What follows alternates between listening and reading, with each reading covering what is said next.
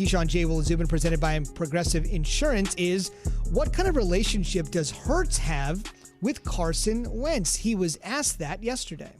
How about with Carson, though? I mean, how is that dynamic working? I mean, we're working together, communicating on things. You know, he has 5 times as much experience that I have, so he's always a helping hand when a question comes up. What do you think about that? A little more than 5 times, I would say, though.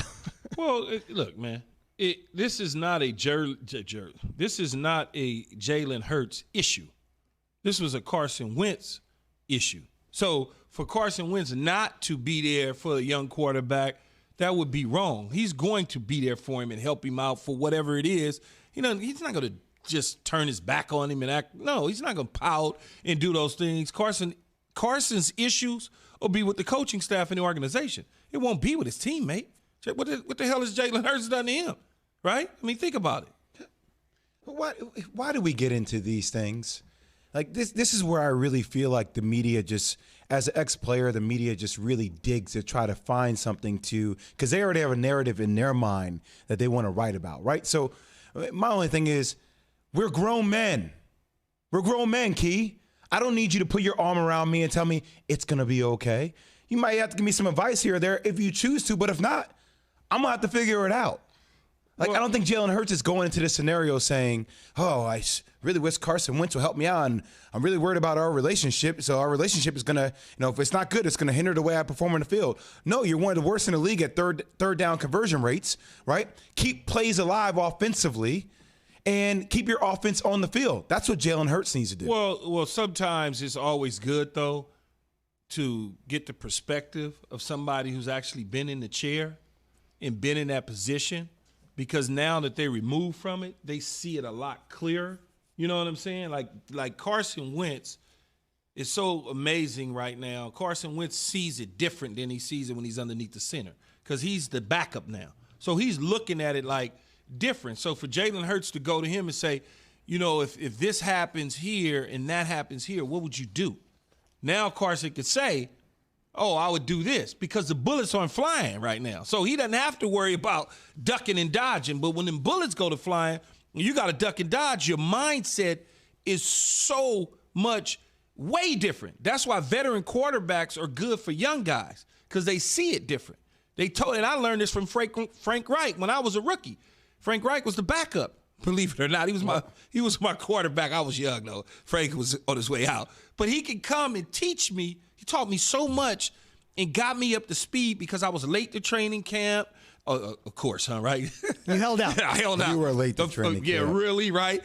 And so I could sit in the room with Frank, and he could see it totally different than the information I was getting from Neil O'Donnell. Mm-hmm. And it was amazing to be a part of that. You said he was on his way out, though, right? From a time. No, but I'm saying because he wasn't the starter, he was the backup. He would just see it differently than when you out there, Jay. Those things are moving fast. Oh no, man. I get it. It's all over the place. And now when you remove yourself from it, you go, oh, okay. It's even now. I hadn't played in 100 years, but when I see something, I'm like, oh, I would have did this or that. If you put me out there, I may not do those things. I just don't go into this thinking that Carson Wentz is going to have a red and rosy relationship with Jalen Hurts, considering the way Carson Wentz has essentially been forced out. But it's not a Jalen issue, though. I know it's not. I know it's not a Jalen issue. No, I'm saying, okay.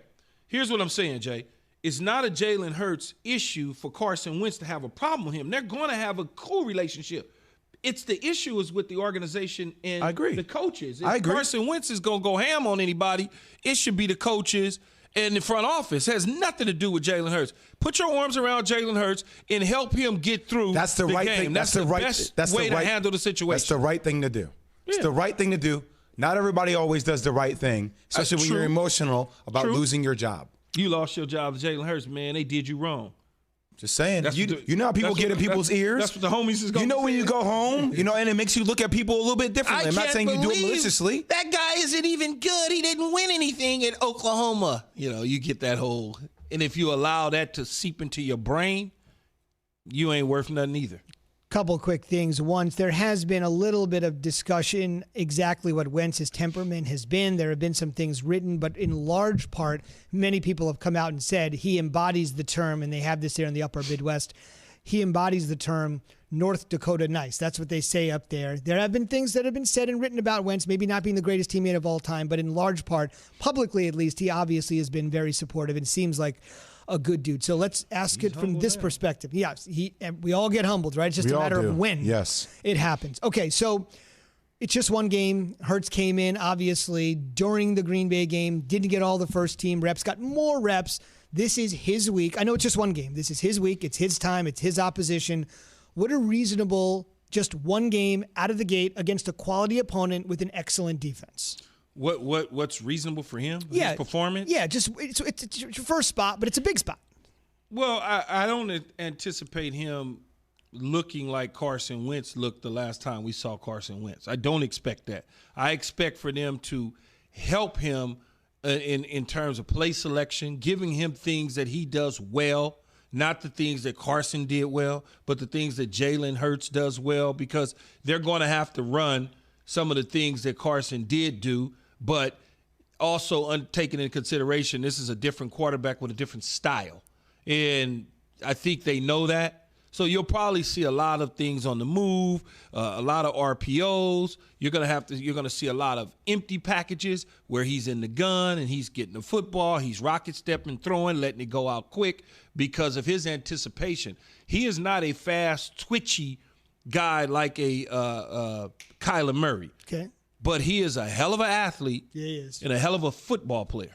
And so sometimes in college he had a slow delivery. He liked to see the receiver open before he threw the football, but that's also because I have a strong arm. Quarterbacks taught me, Vinny Testaverde taught me this as well, because his arm was so strong that a lot of the times I would come out of my break, I could see him throw the football because he knew I'm going to get it there before the defensive back. A lot of guys do that, and it could get him in trouble opposed to timing. In the timing, no one typically would say, oh, his timing is off. He's supposed to throw that ball before he comes out of the break. That is true. But when you have a strong arm, you get bad habits at times. And I think at Oklahoma and even at Alabama, he knew he could zip it through because he had a strong arm, so the anticipation wasn't quite there.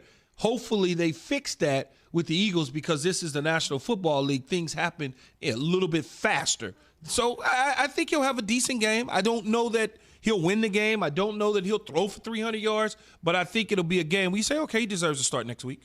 I mean, I don't come in with any expectations. I honestly don't know.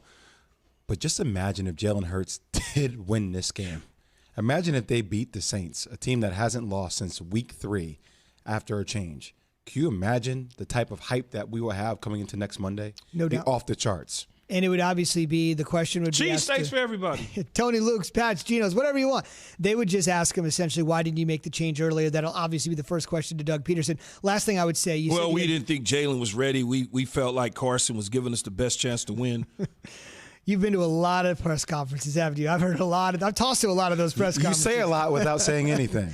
Last thing I would say, you said the slow delivery. The one thing I really do like about Jalen Hurts, just as a fan when I watch him and I listen to him speak, realizing you don't hear college players talk all that much, is he's a very slow heartbeat. Like, it just doesn't feel like everything or anything is too big for him. You played at Alabama and OU. Yeah. You had adversity. You lost your starting job, which you didn't really lose on merit. The other guy was just on fire and came through in the biggest spot that he could possibly face, but I like the fact that he handled all of that so well. I think it speaks to him. He took the starting job from Barrett against USC, who they started. He came in, took the starting job, and then he lost it, but he didn't really lose it. Right. Blake Barnett started. Barnett made it happen. Keyshawn Jables, you've been presented by Progressive Insurance, protecting small businesses with specialized coverages for commercial vehicles. More at progressivecommercial.com. It's a Friday tradition. 4